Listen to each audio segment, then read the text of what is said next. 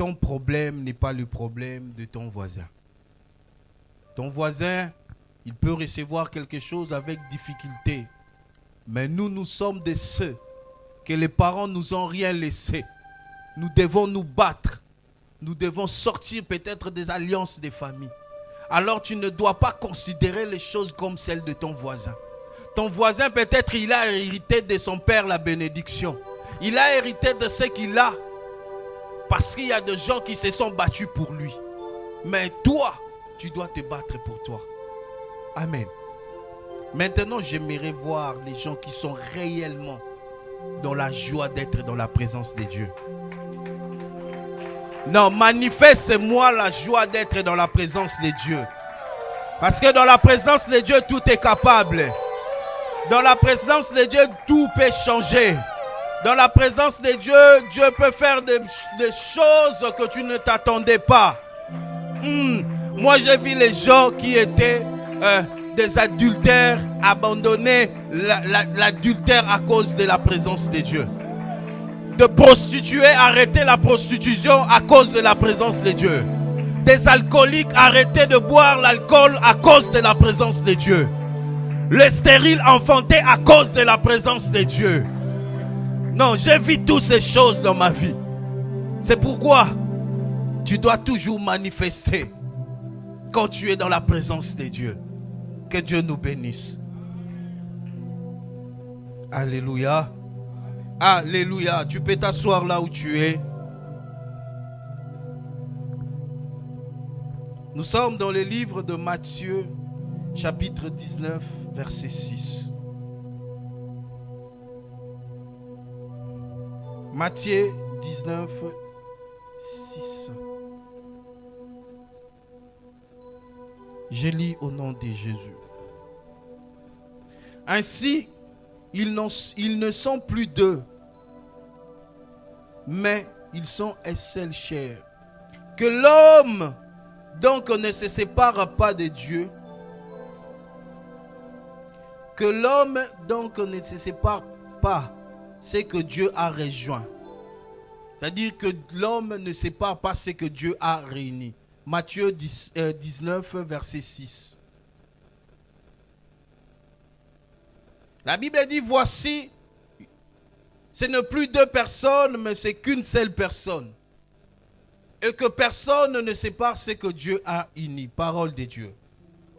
Nous sommes dans le mois de la famille et nous sommes en train de parler de la famille. Et le dimanche, il nous a été enseigné et il nous a été dit que le début de la famille a commencé lorsque Dieu a pris l'initiative de créer l'homme et la femme. On nous a dit, et je le confirme, que Dieu a fait un constant pour l'homme. Dieu a dit qu'il n'est pas que bon que l'homme soit seul. Je lui ferai une aide semblable. Nous sommes en train de parler de la famille. La famille est une cellule de base. C'est une façon que Dieu souhaite et veut voir l'homme évoluer. La famille est très importante parce que vous savez, étant que même si nous sommes serviteurs, avant de passer au jugement, chacun d'entre nous sera jugé à cause de sa famille. Avant que tu sois jugé toi-même pour tes péchés, tu seras premièrement jugé à cause de ta famille. La responsabilité que tu devais prendre dans ta famille, étant que homme, étant que femme. Et on nous a dit encore que c'était ça la base. C'est de là qu'est partie la notion de la famille. Lorsque Dieu a créé l'homme, il a constaté, il a créé la femme, et voilà, cette cellule est née et on l'appelle la famille. Et le diable, voyant cela, le diable étant précipité sur terre, ne sera pas favorable que les familles restent unies et jointes. Nous allons voir quelques éléments qui font que les familles se divisent ou se séparent. Parce que la Bible dit que personne ne sépare ce que Dieu a uni. On ne peut pas parler de la famille si on ne parle pas du mariage. Le mariage, c'est une alliance que nous traitons pour nous dire que nous décidons aujourd'hui, toi et moi, d'être une famille. Amen. C'est pour cela que nous allons un peu parler vite sur les mariages et nous allons voir les choses qui divisent les familles et comment Dieu restaure les familles. Le mariage, c'est quelque chose que nous aimons tous, non? Le mariage, c'est quelque chose que chacun aspire. La voile blanche, costume, cravate, salle de fête, on invite la famille, on invite les amis. On fait la fête, on célèbre. Mais en réalité, qu'est-ce que nous célébrons dans le mariage? C'est bien, vous avez invité les gens, vous invitez les amis, vous invitez la famille. Mais qu'est-ce que tu célèbres en réalité dans le mariage? C'est quoi? Pourquoi nous réunissons ces gens? Pourquoi nous demandons à notre famille, étant que homme qui demande à la famille, accompagnez-moi, je vais aller dans une famille pour épouser une femme. On ne se marie pas à cause de l'âge. On ne se marie pas à cause de la robe blanche. On ne se marie pas à cause de la renommée. C'est bien. Non, j'ai grandi. Tu vois, mes petites sœurs sont en train de se marier. Ce n'est pas ça l'objectif du mariage. La Bible dit, je ferai à un homme une aide semblable. Si tu n'es pas prête, tu n'es pas capable de répondre à ses obligations, ne te marie pas. Vous savez, dans le mariage, on a ce qu'on appelle le rôle. Chacun, Dieu lui a donné un verbe dans le mariage. Dans les mariages, le verbe de la femme, c'est la soumission. C'est être soumise. C'est le verbe c'est soumettre. Dans les mariages, le verbe de l'homme, c'est aimer. Tu dois aimer ta femme. Mais aujourd'hui, qu'est-ce que nous vivons? Surtout en Europe. Je ne suis pas d'accord ici en Europe avec beaucoup de mariages. Je sais que les hommes vont être fâchés contre moi, les femmes vont être fâchées contre moi, mais nous allons dire la vérité. Je ne suis pas contre le féminisme, je ne suis pas contre quoi que ce soit comme mouvement qui s'élève, mais nous parlerons de la vérité que la Bible est en train de nous dire, parce que nous sommes appelés à enseigner. Peu importe les difficultés que tu peux avoir avec ton mari, de quel droit, de quel verbe te donne l'autorité d'appeler la police? Peu importe les difficultés ou les problèmes que tu passes avec ton mari, quel est ce verbe qui te pousse à jeter les affaires de ton homme dehors? Même si vous vous êtes pris la tête. Vous savez, quand vous allez devant un homme de Dieu, on dit pour le bonheur et pour le pire. Le pire, j'ai dit et je répète aujourd'hui, ça fait partie des 70% de la relation dans le mariage. 70%. Pour ceux qui sont mariés, ils savent de quoi je suis en train de parler. Le mariage n'est pas simplement rose. Mais oui, cela n'empêche pas que le mariage soit rose. Les jeunes femmes, je suis en train de vous enseigner sur le mariage.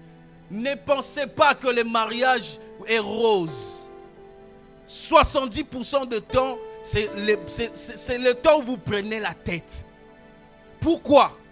Tu as ton éducation que tu as reçue depuis le bas âge. Il a son éducation qu'il a reçue de ses parents depuis son jeune âge. Et il grandit avec. Toi, tu grandis avec ton éducation. Et enfin, c'est en étant adulte que vous rencontrez.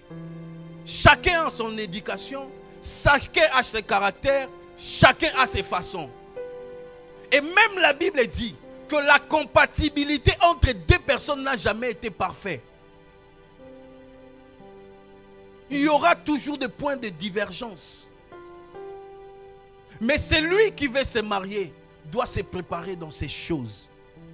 Celui qui veut entrer dans le mariage doit se dire, non, le mariage n'est pas simplement, chérie, on va aller au resto, chérie, achète-moi ceci, chérie, les enfants, ceci. Le mariage, c'est aussi un moment de difficulté, où l'homme n'a rien, où la femme n'a rien.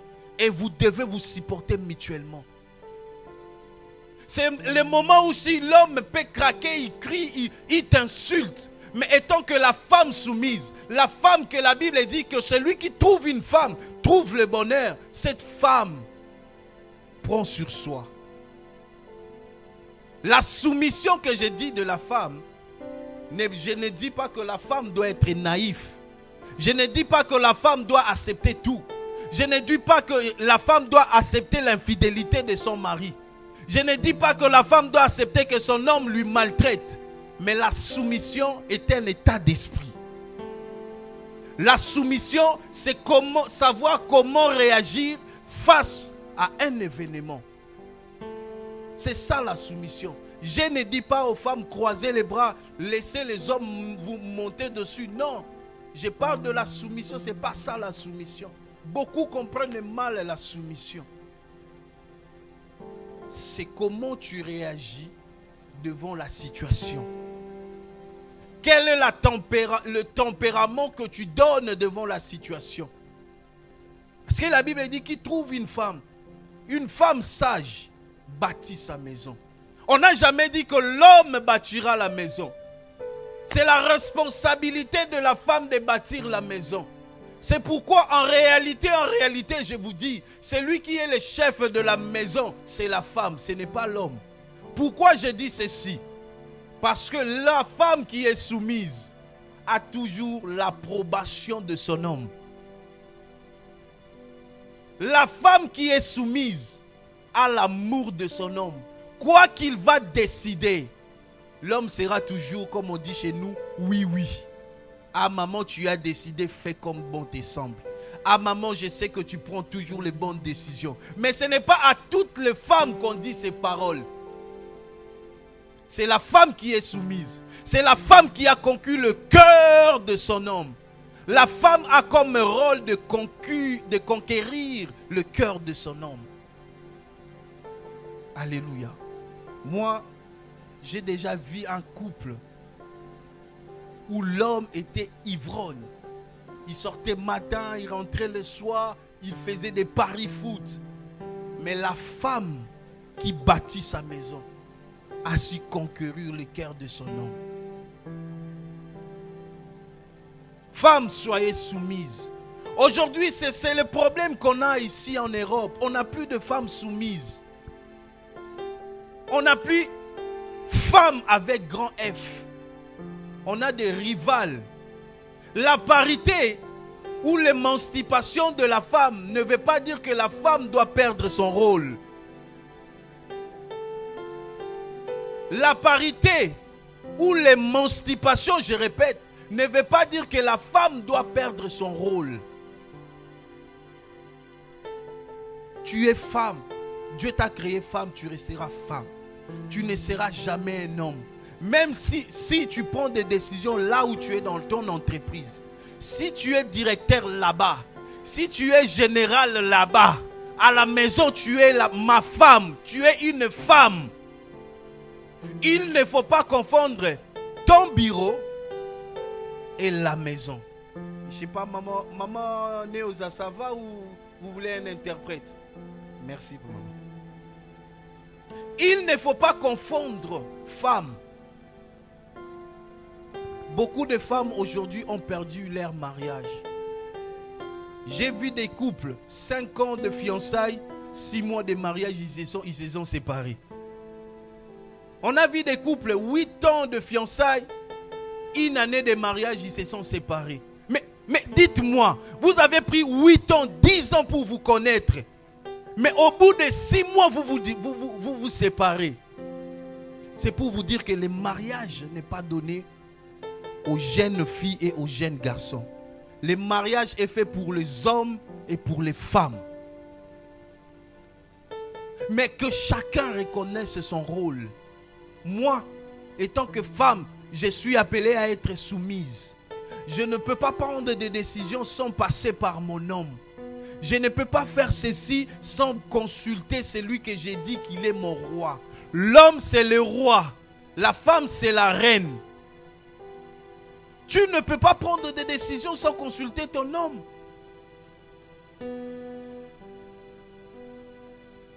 En quelque sorte, en bon français, on appelle ça, c'est de la rébellion. Tu es une femme rebelle. Ou encore en français facile, tu es une femme voleuse.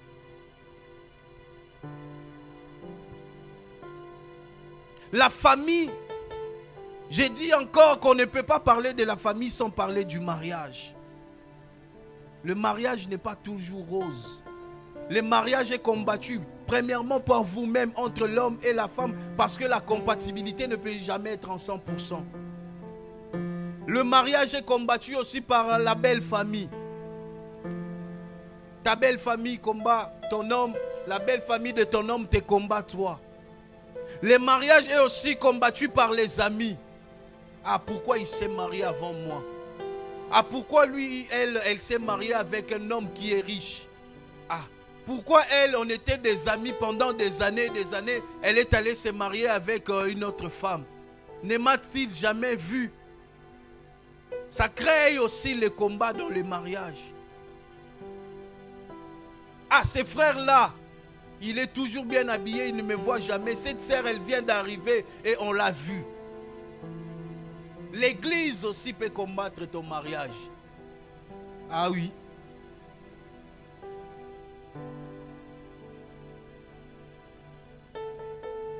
Et alors, il n'y a que 2 points importants si tu veux réussir ton mariage. Premier point, respecte ton rôle. Respecte femme, respecte ton homme. Ton homme, respecte ta femme. Homme, joue ton rôle de mari. Joue ton rôle de protecteur. Joue ton rôle de responsable. Femme, ne prends pas la place de ton homme. Aujourd'hui, on a des femmes et hommes, des femmes qui veulent prendre des décisions à la maison. Et tu blagues, il appelle la police. Tu dis ceci, il met tes affaires dehors. Tu fais ceci, il t'amène au tribunal. Femme, tu n'as pas été appelée pour ça. Moi, je n'ai pas besoin d'un homme. Qu'est-ce que l'homme peut apporter dans ma vie? Je suis directeur d'une société. Qu'est-ce que l'homme peut? Mais tu sors avec les petits garçons. Et tu dis que tu n'as pas besoin d'un homme. Mais tu es cette femme qui sort avec des petits garçons. Non, on a toujours... L'homme a besoin de la femme a besoin de l'homme. Dieu a créé ça comme ça. Ce sont les principes de la vie. Non, moi j'aime pas les femmes. Les femmes sont hautaines. Les femmes, ce sont des voleuses, mais tu sors avec tes cousines. Mais va chercher ta femme. Pourquoi apporter la malédiction dans la vie de tes cousines? Pourquoi apporter la malédiction dans la vie de tes nièces? C'est de la sorcellerie. Que chacun connaisse son rôle dans le mariage. Je suis femme. Je reste à mon rôle. J'ai dit, tu sais, dans la vie, il y a certaines limites qu'il ne faut jamais traverser. Maman, peu importe les problèmes, n'appelle jamais la police. Tu appelles la police, ton nom est affiché, tu as détruit son casier judiciaire. Qu'est-ce que tu gagnes après? Oh oui, tu n'es plus ensemble avec lui. Il est parti parce que la police lui a mis loin de toi. Qu'est-ce que tu gagnes après? Qu'est-ce que tu gagnes? Tu as détruit la vie d'un homme. Oui, quand ça ne marche pas, vous pouvez arrêter. Vous pouvez réunir la famille, vous dire non, ça ne marche pas. Mais quand tu détruis la vie d'un homme, tu détruis la vie d'une autre personne, c'est de la sorcellerie. Toi, un homme, tu ne veux pas d'une femme, laisse-la partir. Pourquoi tu la fais souffrir? Pourquoi tu ramènes d'autres femmes? Pourquoi tu veux qu'elle te voie avec d'autres femmes? Laisse-la partir. Les mariages, ce n'est pas facile. Les mariages, c'est comme l'océan. Il faut savoir nager. Mais nager aussi, à un moment, on se fatigue. C'est pourquoi la Bible a bien précisé une bonne femme. Une bonne femme, elle est un soutien pour son homme. Pendant que son homme est au travail, elle fléchit chez genoux. Père, ça c'est une bonne femme. Pendant que ces hommes ont des problèmes, peut-être il peut être au chômage. Elle n'est pas là pour dire à son homme, toi vraiment, depuis le matin que tu t'es réveillé, tu ne peux même pas passer les balais. Ce n'est pas appelé à l'homme de passer les balais. Même s'il peut t'aider, mais il n'est pas appelé à l'homme de passer les balais. C'est que toi tu as à faire, parce qu'il dort, il se réveille à midi, et que toi ça te dérange. Entre dans ta chambre, va prier, dis Père éternel, toi qui écoutes la prière de toute chair, je viens auprès de toi ce matin, donne du travail à mon homme.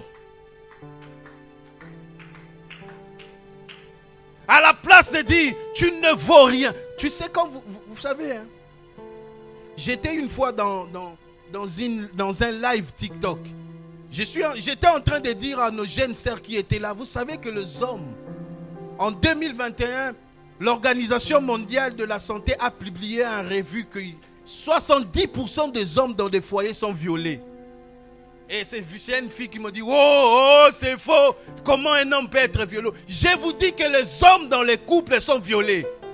Plus les femmes même. Et l'Organisation mondiale de la santé l'a prouvé. A publié que dire 70% des hommes sont violés. L'homme, c'est quelqu'un qui ne s'exprime pas. Mais il a beaucoup de blessures intérieures. La femme est celle que la Bible dit, une réponse douce apaise le cœur. Tu dois être cette bonne femme. Papa, calme-toi. Je sais à un moment, j'ai traversé des moments difficiles dans ma vie aussi, concernant des papiers, des problèmes administratifs. Et un jour, j'ai craqué. C'est vrai que je me suis déchaîné sur ma femme. Je lui ai dit, toi, tu ne comprends pas. Mais une réponse douce apaise le cœur. Elle a été une réconforte pour moi. Et elle m'a accompagné. Elle dit non, tu vois ce même dossier qu'on a rejeté. Prends ce dossier. On va prier. Le même dossier qu'ils ont rejeté, le même dossier, sans rien à rajouter, a été accepté. Parce qu'une bonne femme, à la place de dire, ah vas-y là-bas, tu es sans papier, vas-y là-bas, qu'est-ce que je peux faire de toi? Non, femme. Vous avez un pouvoir que Dieu vous a donné. C'est pourquoi même des dictons humains ont dit, c'est que l'homme, c'est que la femme veut, c'est ce que Dieu veut. Ce que la femme veut, c'est ce que Dieu veut. Mais que chacun connaisse son rôle. Si tu connais ton rôle dans les mariages, tu tiendras longtemps. À la place de vivre 30% du bonheur, tu pourrais ramener ça déjà à 60%. Beaucoup de femmes ne connaissent plus leur rôle. Tu es appelée femme pourquoi? La Bible dit une aide semblable. Une aide. Aide, ça veut dire quoi? Est-ce qu'on doit chercher la définition du mot aide? La femme n'est pas la rivale de l'homme. On n'est pas dans la politique où ce n'est pas l'opposition. Ce n'est pas la politique. L'homme qui dit A, toi tu dis B. L'homme dit A, toi tu es en Z. Ce n'est pas la politique. Et la deuxième des choses qui fait qu'un mariage réussisse, une fois que chacun connaît son rôle, c'est la tolérance. La tolérance et la compréhension.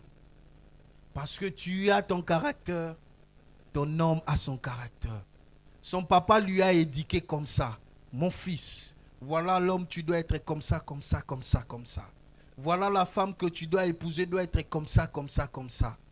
Et aussi, toi, étant que femme, ta maman t'a dit, voici, voilà, la femme dans un mariage doit être comme ça, comme ça, comme ça. Ça ne peut pas, ça peut être différent de ce qu'on a appris à l'homme.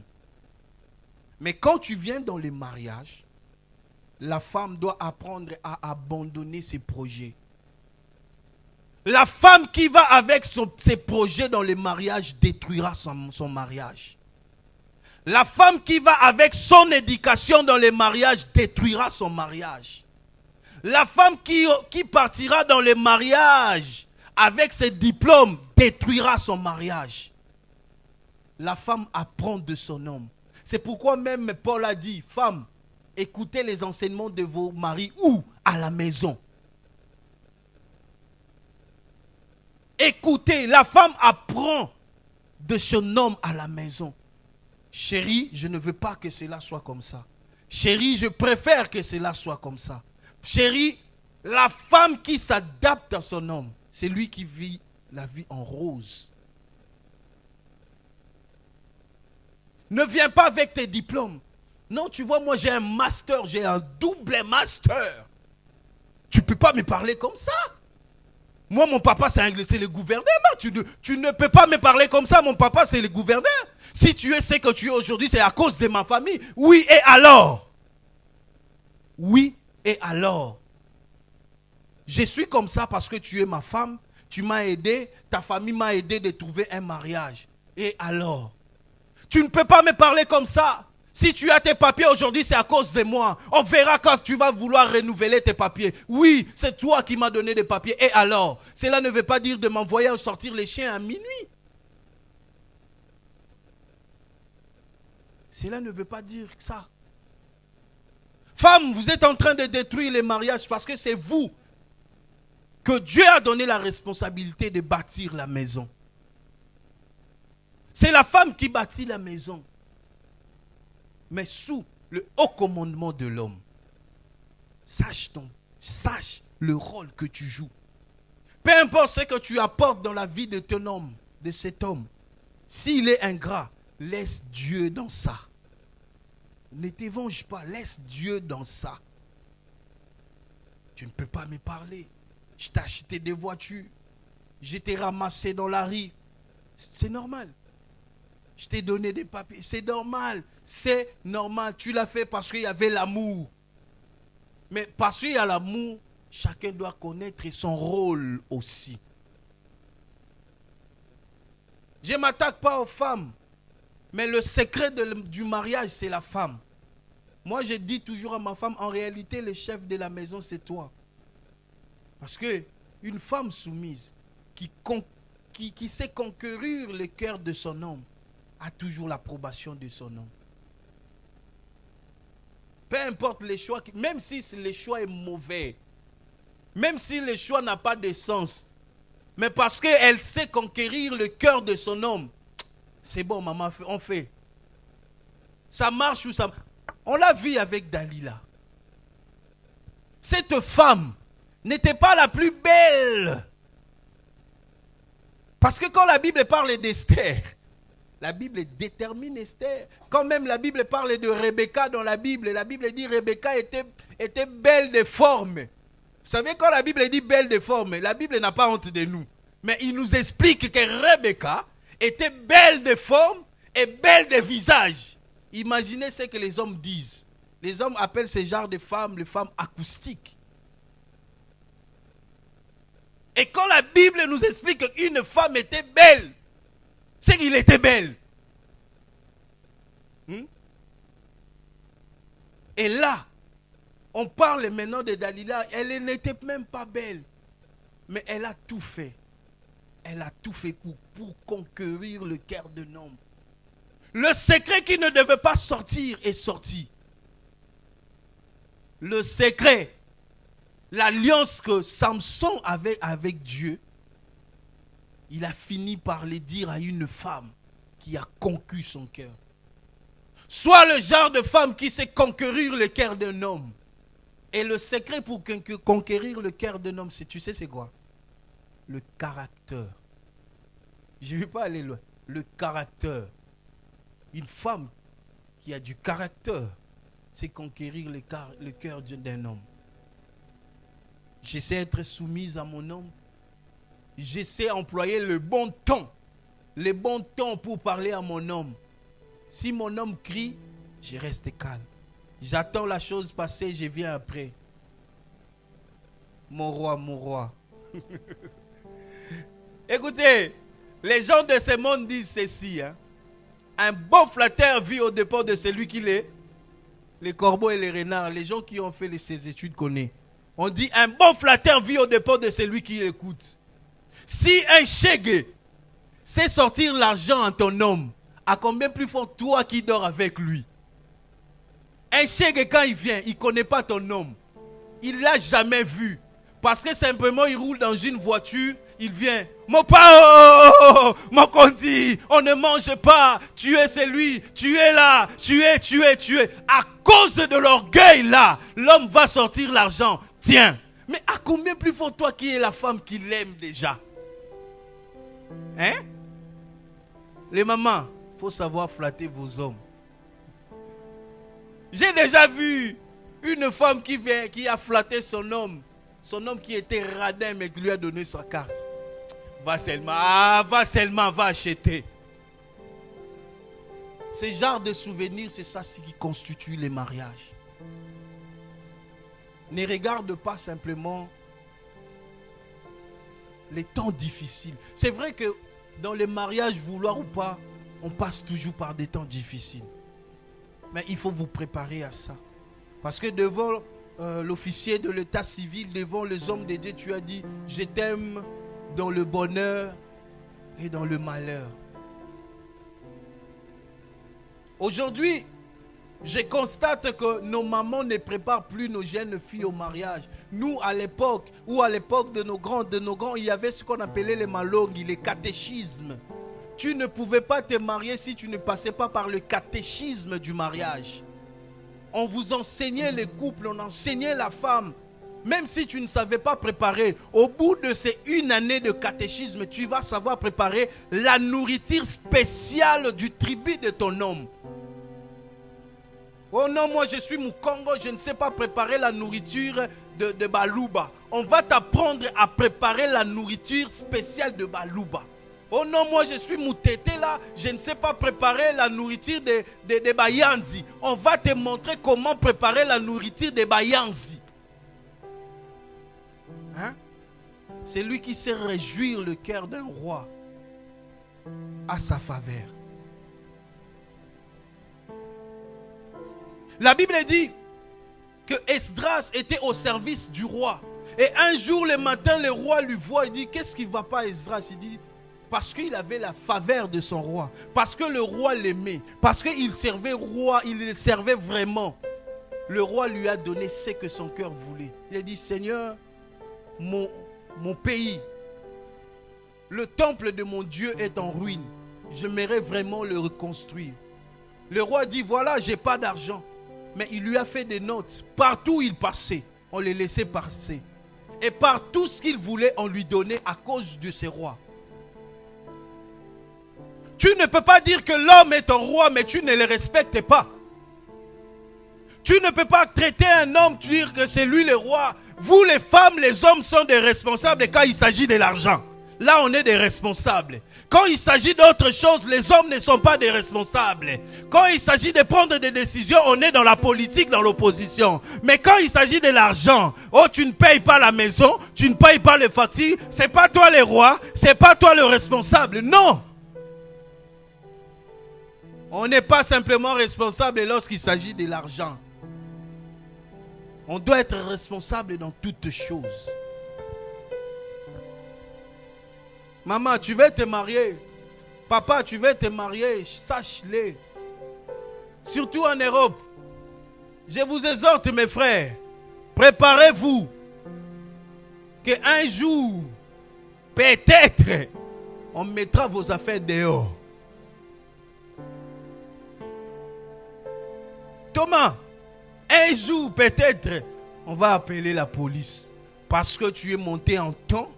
Parce que tu veux recadrer quelque chose, on va te dire qui es-tu, tu veux te montrer qui. Cette nation est pour nous les femmes. Les hommes, préparez-vous à ça aussi. Parce que si vous ne trouvez pas de bonnes femmes, vos casiers judiciaires vont être détruits. Et papa, aussi, je vous recommande, aimez vos femmes. Les femmes aiment les cadeaux. Les femmes aiment les cadeaux. Moi, j'ai compris une chose. Avant, quand je voulais faire des cadeaux à ma femme, je faisais des virements. Mais j'ai compris que même si je faisais un virement de 1000 euros, ça ne veut pas vraiment... Hein? Je vais à la banque, je sors ça en espèces. Je te donne. J'ai vu que ça change aussi.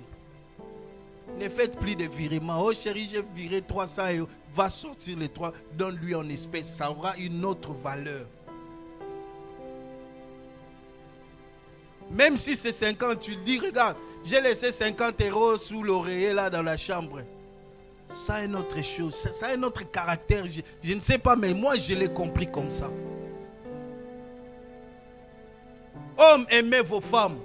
Elles sont un support pour vous. Elles sont peut-être aussi des boucliers pour vos vies. Aimez vos femmes. Ce sont des êtres fragiles. Elles aiment des belles paroles. Si tu ne sais pas parler à ta femme, je te conseille d'aller lire Cantique des Cantiques. Moi, j'ai utilisé Cantique des Cantiques. Va lire Cantique des Cantiques. Perfectionne ça, mais tu sais, comme on dit, les Français disent, personnalise ça. Hein? Personnalise ça. Là où Salomon est en train de dire à la reine de Saba, tu es cette femme qui rayonne même dans le noir. Que lorsque tu marches, les herbes se divisent pour te laisser le passage. Personnalise ça. Va dire à ta femme, elles aiment ça. La femme aime se sentir honorée. Même si elle a une cils qui est partie à travers, elle dit, maman, tes cils là c'est comme le boulevard Lumumba. C'est comme l'arc de triomphe. Tu vois tes cheveux là, ils sont tellement magnifiques que si on les pose à côté de la tour Eiffel, les gens vont préférer te regarder. Aimez vos femmes. Le premier amour que nous, les hommes, que nous avons à exprimer auprès de nos femmes, ce sont nos paroles, nos belles paroles. Et après les cadeaux. Soutenons nos femmes dans leurs moments difficiles. Les femmes passent beaucoup de temps difficiles. Des moments difficiles. Elles deviennent des fois nerveuses aussi. Elles deviennent des fois colériques aussi. Il faut savoir détecter. Il faut avoir le Saint-Esprit. Il va... Elle là, elle a besoin d'argent. Ah, ces colères-là. C'est parce qu'elle a besoin qu'on sort, qu'on va au resto. L'homme est capable de détecter ces choses. Aimez vos femmes. Ne soyons pas des dictateurs. Non, non, non. Soyons des personnes réfléchies. Des fois aussi, comme on dit à Lingala, Tobo Mamoto. Même si on n'a pas raison, on donne raison à la femme. Donne la raison. Oui, oui, oui, oui, tu as raison. C'est ça les mariages. C'est les mariages qui constituent la famille. Ensuite, il y a les enfants qui viennent. Mais, une chose est vraie. Tout ce que je viens de dire ici, le diable ne voudra pas que tu traverses ça. C'est pourquoi la Bible est en train de nous montrer dans les livres de Genèse que lorsque Dieu a institué la famille, le diable est venu séduire la femme. Tu vois pourquoi je dis que la femme, tu as une très grande responsabilité dans la famille? Parce que l'homme vivait dans les jardins avant l'apparition de la femme, n'est jamais tombé. Lorsque la femme est venue, c'est là où l'homme est tombé.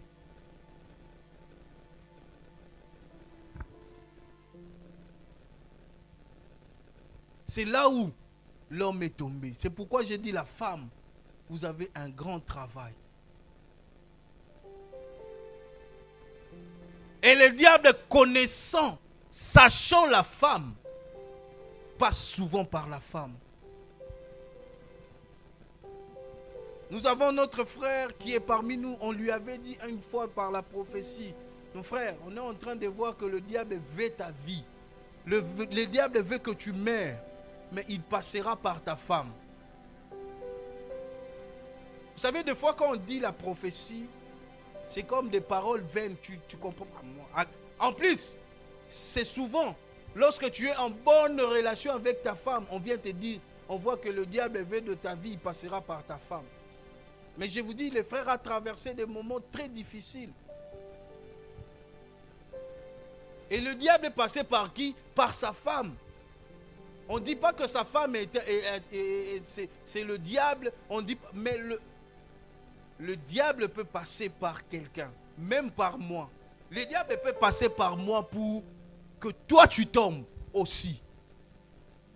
Parce que nul n'est parfait. On se bat pour être juste devant Dieu. Tous les jours. Tous les jours.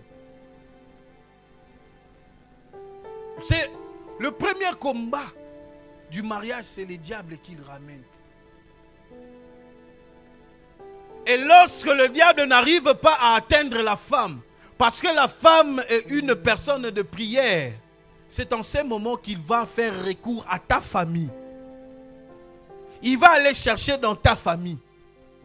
Il y a quelle malédiction qui a été dite? Il va aller chercher dans ta famille.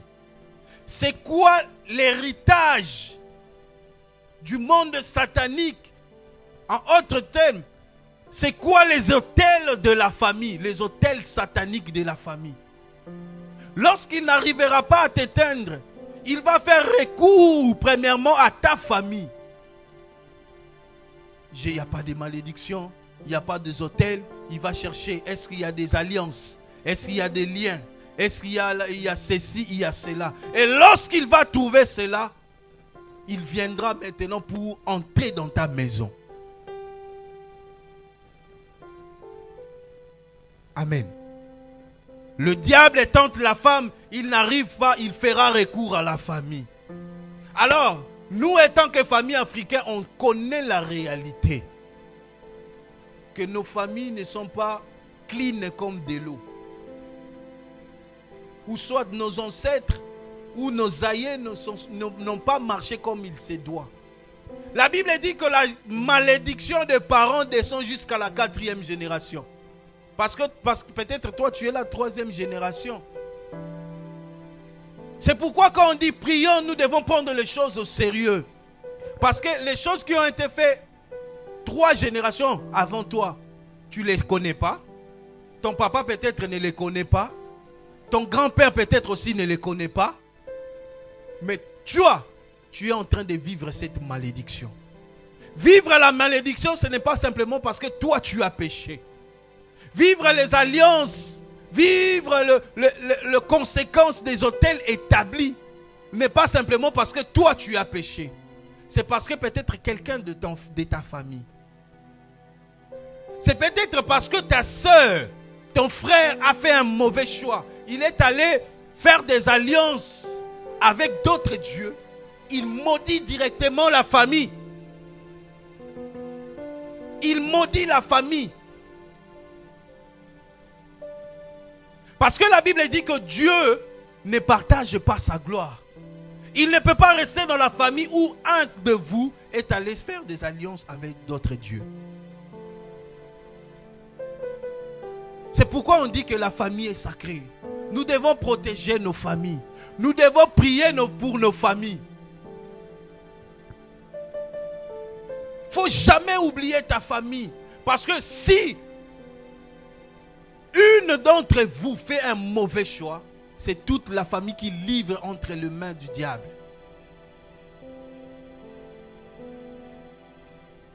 Votre sœur, elle grandit, elle a 39 ans, elle voit qu'elle ne se marie pas, elle va chercher une maman pour les laver. C'est toute la génération de femmes, jusqu'à la 4e des générations qu'elle part livrer, sans savoir.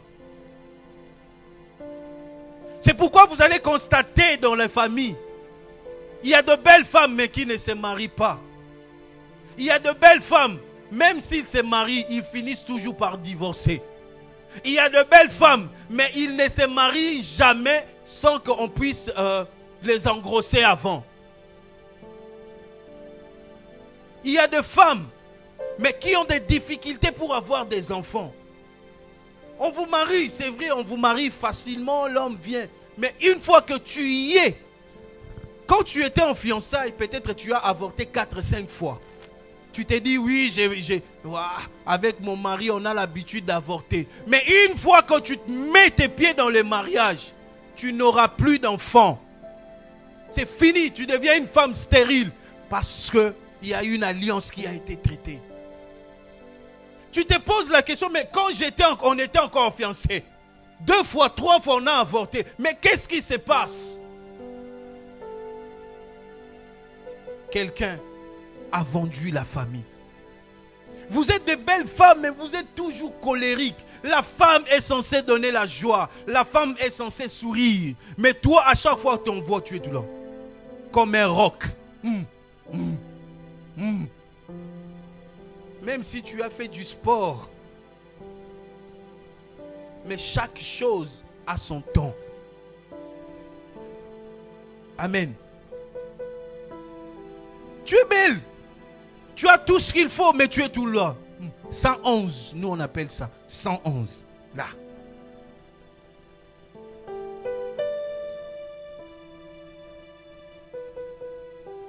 Tu te dis, on te parle des fois, tu dis, oui, c'est vrai, je reconnais.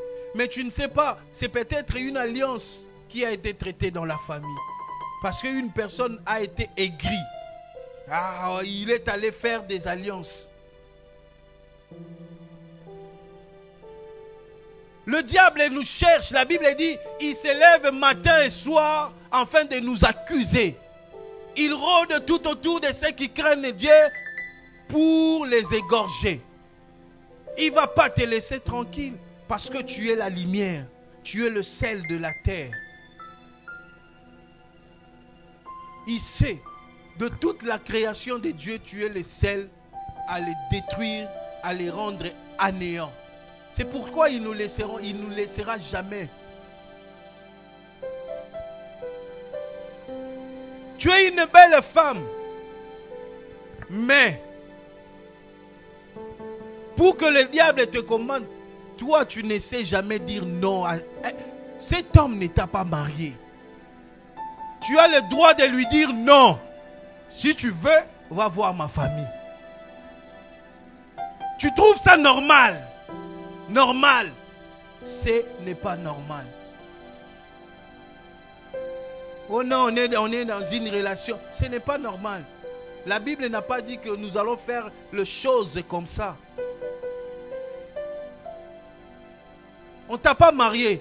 Comment tu arrives à ce point? Comment? Vous savez, les alliances, le monde spirituel existe. Je le dis toujours aux gens, même si tu refuses, ça va te rattraper. Parce que c'est lui qui va pleurer la nuit, pendant que les autres dorment, c'est toi. Si tu refuses, ok.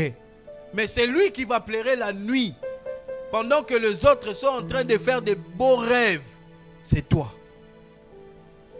Quand tu vas commencer à voir les conséquences des choses qu'on te disait, tu vas pleurer. Quand on dit cherchons la face de l'Éternel, l'Éternel méprise le pécheur, méprise les adultères. Il n'aime pas les gens qui sont adultères. Il t'aime toi étant que sa créature, mais il veut que tu laisses l'adultère. Tu es servante de Dieu, tu es serviteur de Dieu, mais tu es dans l'adultère. L'onction, tu vois l'onction quand il part jamais d'un coup comme ça. Tu verras, moi je me dirais, oui, aujourd'hui j'ai bien prêché, hein. L'église qui est, amen. Mais les gens qui sont en train de m'écouter vont constater que l'évangéliste, il n'était pas comme ça. Quand le péché vient, quand le péché entre, toi-même tu ne vas pas encore constater que tu baisses. Tu baisses. La sœur là, elle chantait bien, mais oui, elle reste simplement avec la voix. Tu vois, elle avait quelque chose là, à chaque fois qu'elle chantait là, ça nous emportait. évitons les péchés. Serviteurs, servantes de Dieu dans l'église. Les péchés tuent ton ministère. Les péchés tuent le don que Dieu t'a donné. Tu ne vas pas les constater. Et je te dis, ce n'est pas les montagnes, ce n'est pas le jeûne, ce n'est pas le retraite qui vont faire revenir l'onction de Dieu. L'onction de Dieu, quand ça part, des fois, c'est fini, ça ne rentrera plus. Exemple, Saoul, lorsqu'il a perdu l'onction, il a perdu la faveur de Dieu. Quand bien même tout ce que Samuel a fait, Samuel a prié pour lui. Il a cherché Dieu pour lui. Mais Dieu a dit, niet. Faisons attention. L'alliance que tu as avec Dieu, c'est toi et Dieu que vous connaissiez. Par l'onction qu'il t'a donnée. Certains peuvent pécher. Ils vont vers Dieu. Dieu les restaure. Mais toi, tu ne sais pas. Si tu tombes et que tu vas vers Dieu, peut-être Dieu dit non, je ne te restaurerai pas. C'est fini. On ne joue pas avec les péchés. Pourquoi la Bible nous dit résistez au diable, il fuira loin de vous. Le diable, c'est lui notre combat, non? Les femmes, ce n'est pas le diable notre combat. Pas les combats dans le sens des combats de dictons d'aujourd'hui. Hein? Mais c'est le diable notre combat. Dieu nous dit résister lui. Mais face au péché, il a dit fuis. Fuyez. Yo Pomba, toi tu es qui? Je ne sais pas, tu es qui? Fuyez. Fuis. Fuis, ça veut dire fais ça. Tu enlèves tes babouches, tu prends, tu mets là. Ah. Fuyez. Dis bah moi j'ai le Saint-Esprit. Le Saint-Esprit. Le Saint-Esprit. Papa. Le Saint-Esprit. Amen. Nous sommes dans le mois de la famille. Mais les péchés, n'oublions pas, certains vont dire, oui, la Bible dit, là où les péchés abondent, la grâce surabonde. Oui, la grâce surabonde. Mais dans la même Bible, il nous dit ceci, ne faites pas de la grâce un sujet de péché. Quand bien même la grâce peut surabonder là où le péché abonde, mais ne faites pas de la grâce un sujet de péché. Je ne veux pas que tu perds le don, l'onction que Dieu a mis en toi.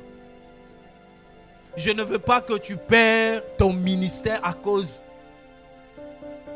de quelque chose. Yaya, souviens-toi de prières que tu faisais à minuit. Tu t'es sacrifié et Dieu t'a rempli d'onction. À cause d'une femme, à cause d'un homme, tu veux perdre tout ça. Cette femme, cet homme partira aussi. Peut-être, tu ne sais pas.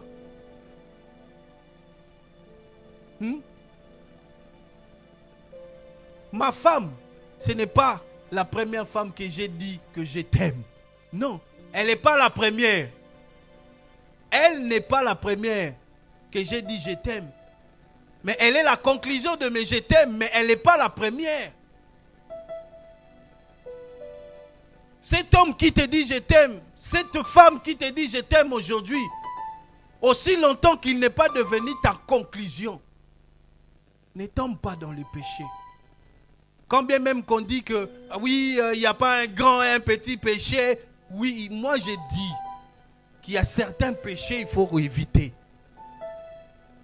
Quand bien même il n'y a pas de grands et de petits, parce que le péché là que tu fais, la Bible dit que tu t'es détruit. Non simplement tu t'es détruit, mais tu détruis les temples de Dieu.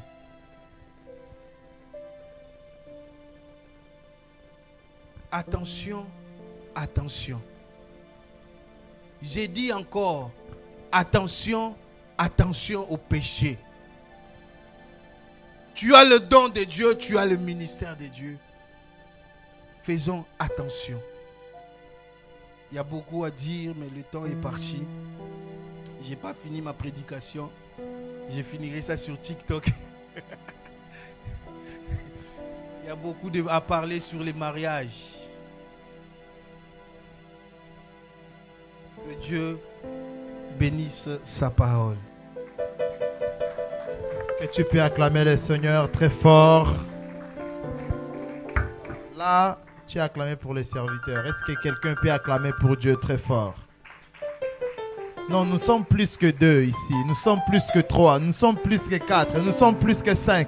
Est-ce que nous pouvons faire des bruits pour Jésus? Pousse des cris, pousse des cris, pousse des cris. Acclame Jésus!